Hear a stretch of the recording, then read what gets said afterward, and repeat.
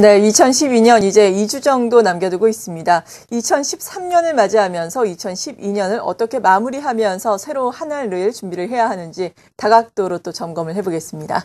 오늘 이 시간은 대신증권의 김승현 부장과 함께합니다. 안녕하세요. 네, 안녕하세요. 네, 먼저 지난주에 코스피 지수가 약 3개월여 만에 2,000선을 회복한 이후에 좀 쉬어가고 있는 양상입니다.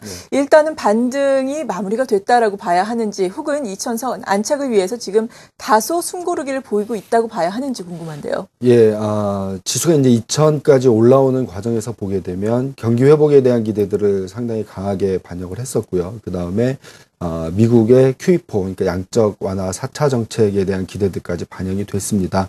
여기에 이제 일본의 대규모 양적 완화 가능성까지 더해져 있는 그런 상황이기 때문에요. 정황상으로 보면 추가적인 상승에 대한 기대들이 가능하다라고 볼 수가 있습니다. 근데 중요한 거는 이번에는 이제 미국의 재정절벽 이슈라는 부분들이 앞을 막고 있기 때문에 상당히 갇혀 있는 그런 상황입니다. 전반적으로 보게 되면 지수 상승을 이끌 수 있는 어떤 기대감들은 충분히 반영이 돼 있는 그런 상황이기 때문에 이런 것들이 확인될 때까지는 추가적인 상승들은 제한될 가능성들이 높다라고 생각을 하고 있고요. 기업의 이익 측면에서 보더라도 그동안 이제 키높이기 장세라고 이렇게 볼 수가 있는데요. 저가주들 반등을 통해서 소위 얘기하는 그 밸류에이션 매력이라는 부분들도 많이 약화가 됐기 때문에 추가적인 상승에 대한 에너지들은 좀 약화가 돼 있는 그런 상황이다. 그래서 당분간은 더 오르는 것보다는 추가적인 상승을 좀 기다리면서 조정을 받는 양세들이 이어질 가능성이 높다라고 판단을 하고 있습니다. 네, 추가 상승이 상당히 제한적인 상황이다라고 말씀해 주셨는데 이렇게 상단이 좀 막혀 있다면은 악재에 더욱더 민감할 수가 있을 것 같거든요. 네. 특히나 앞서서도 많이 이야기가 나왔던 재정절벽 이슈, 약간은 좀 지지부진하다라는 느낌을 지울 수가 없는데요. 네. 연말까지 어떻게 진행이 될까요? 예. 재정절벽이라는 얘기가 이제 상당히 많이 나오고 있는데요. 그 재정절벽이 일단 저희들이 생각할 수 있는 부분들은 연내까지 빠르게 합의에 도달할 수 있을까라는 건데요. 합의에 도달한다는 거는 소위 얘기하는 대타협에 이제 도달하게 되는 것을 의미하게 되는데요. 지금 민주당은 1조 6천억 달러 정도 증세, 공화당은 1조 4천억 달러의 정부 지출 축소라는 부분으로 맞서고 있기 때문에 현실적으로 대타협이 되려면 둘 간에 이제 적정한 수준의 증세와 적정한 수준의 정부 지출 축소라는 쪽들로 합의를 봐야 되는 그런 상황인데요. 이런 움직임이 아직까지는 가시적으로 포착이 되고 있지 않습니다. 그렇기 때문에 그 연말까지의 대타협이라는 부분의 가능성들은 그다지 높다라고 보기는 어려운 상황이고요. 그렇게 보면 내년까지 협상들은 이월될 가능성이 높고요. 그러면 이제 시장의 관심은 대타협보다는 당장 맞이하게 될 1월부터 맞이하게 될 절벽들을 완충시킬 수 있는 임시안들, 그러니까 그 부채 한도를 임시적으로 늘리거나 아니면 그 경기 부양책들이 종료되는 것들을 임시적으로 연장시키는 이런 임시한 쪽들로 그 다시 관심들이 모아질 가능성들이 높다라고 생각을 하고 있고요. 이 과정에서 시장의 불확실성들은 다소 높아질 걸로 생각을 하고 있습니다. 네, 불확실성 확대가 계속해서 이어질 수 있겠다라고 말씀해 주셨습니다. 그리고 앞서서 저희가 정치적인 이벤트가 많다라고 또 말씀해 드렸는데 이웃나라인 일본에서는 또 자민련이 선거에서 승리한 것으로 나타나면서 아베 정권이 출범을 하게 됩니다. 이에 따라서 가뜩이나 요즘에 뭐 엔화라든지 그런 부분에 이야기가 많았는데 엔화 약세가 더욱더 가속화될 수 있다라는 이야기가 나오고 있거든요. 예. 이에 따른 영향은 어떻게 보세요? 예, 일단 일본에서 자민당의 집권 가능성들은 충분히 예견됐었던 상황인데 그렇죠.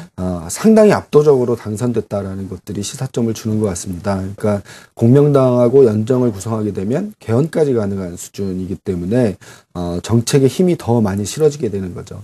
그동안에 이제 양적 완화라든가 일본이 여러 가지 정책을 통해서 엔화 약세를 그 시도한 적은 많이 있었는데 85엔을 넘어서기는 힘들었었던 그런 양태인데요.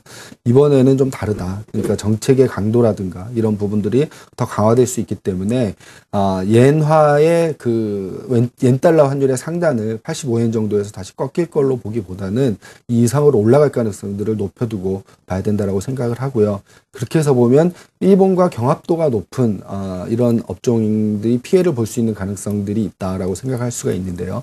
자동차가 대표적이고 IT도 일부 되겠죠. 대신에 중일 관계가 많이 약화가 되기 때문에 중국이 일본으로 수출을 많이 하는 이런 쪽들은 반사적인 이익들을 기대를 할 수도 있을 것으로 생각을 하고 있습니다. 네.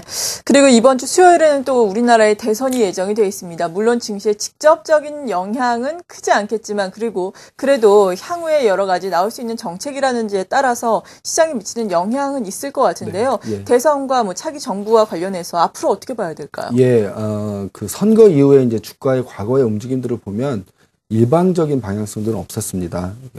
시장이 이제 가장 싫어하는 것들이 불확실성이다라고 보면 대선 이후에 어떤 정책적인 변화들이 많을 것으로 예상이 되게 되면 시장은 단기적으로 좀 움츠러들 수 있다라고 생각을 할 수가 있는데요. 단기적인 영향을 보면 시장 전체적인 것들보다는 업종 간의 명암의 차이 이런 부분들이 좀 두드러질 가능성이 높습니다. 그런 차이점들이 후보 간에 더 많은 거지 전체적인 큰 그림에 대한 차이들이 이렇게 뚜렷한 것들은 아니기 때문에 그렇다고 생각을 하고요. 그렇게 보면 이번 대선 이후의 시장은 그 결과가 나온 다음에 이제 새로운 정부가 구성되는 과정에서 정책의 이제 강도들 이런 부분들을 다시 한번 되짚어 보면서 점진적으로 좀 시장이 반영해가는 그런 추세가 될 가능성이 높다라고 생각을 하고요. 그래서 업종 간에 좀 갈리는 명암에 대해서 저희들이 좀 살펴볼 가능성이 높다라고 생각을 하고 있습니다. 네, 이번 주 대선 이벤트 이것만 볼 것이 아니라 좀 점진적으로 계속해서 장기적으로 어떤 변화가 있을지 살펴봐야 한다라고 말씀해 주셨습니다. 그리고 2013년을 이제는 준비를 해야 할 텐데 최근에 이렇게 미국의 특히나 재정 절벽 이슈가 좀 지지부진함에 따라서 이 부분의 영향을 증시가 많이 받고 있지만 그래도 또 경제 지표는 상당히 호전되고 있어요. 미국과 중국에서 경기 회복에 대한 기대감이 여전히 있는 상황인데요. 이러한 부분은 앞으로 어떻게 봐야 될까요? 예, 내년도 한 해를 이제 큰 그림으로 보게 되면 당장은 좀 불확실한 요인들이 있지만 결국에는 재정절벽도 합의될 가능성이 높고요. 중국 경제는 회복의 방향성들을 잡아가고 있는 그런 양태입니다.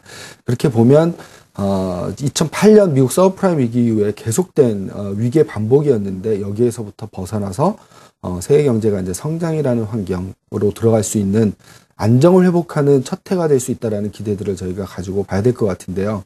안정을 회복하게 되는 이런 시점들에서 저희들이 이제 주목할 수 있는 것들이 무엇일까 생각을 해봐야 될 텐데, 역시 부채 조정을 계속해야 되는 선진국들보다는 이렇게 안정을 회복하게 되면 다시 고성장하는 이머징 국가들로 집중되는 한 해가 될 가능성이 높다라고 생각을 하고 있고요.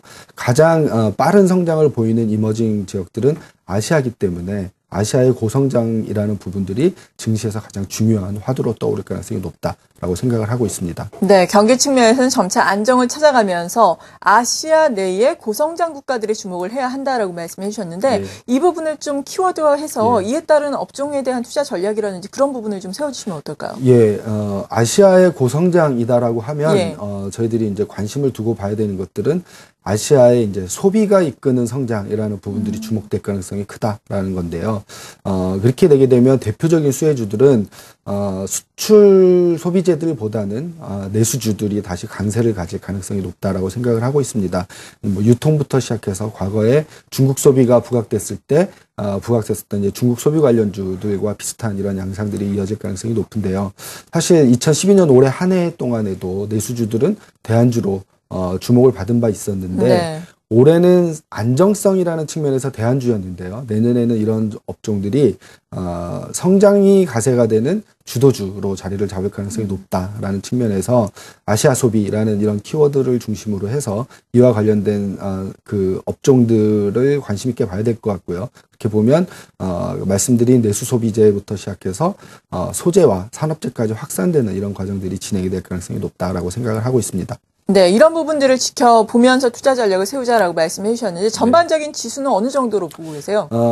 일단 불확실성들이 부각되는 구간에서는 다시 이제 1900 뭐 이 언저리 내지는 이거보다 깨지는 이런 수준까지 지수가 조정을 받을 가능성은 여전히 열려 있다라고 생각을 하게 되는데요. 말씀드린 것처럼 이제 안정이라는 부분들을 잡게 되면 성장에 대한 기대들이 올라오게 되면서 과거에서 보면 주식시장 전체적으로 PER 10배 정도 수준까지는 상승을 하게 됩니다. 이 정도 지수대가 저희들이 산정을 해보면 대략 2250선 정도가 되기 때문에 연간 전체로 보면 거의 한 18에서 20% 정도 상승 여력이 있다라고 보고요. 여기에 맞춰서 저희들이 시장 전략들을 짜는 것들이 좋지 않을까라는 생각입니다. 네, 지금까지 대신증권의 김승현 부장이었습니다. 감사합니다.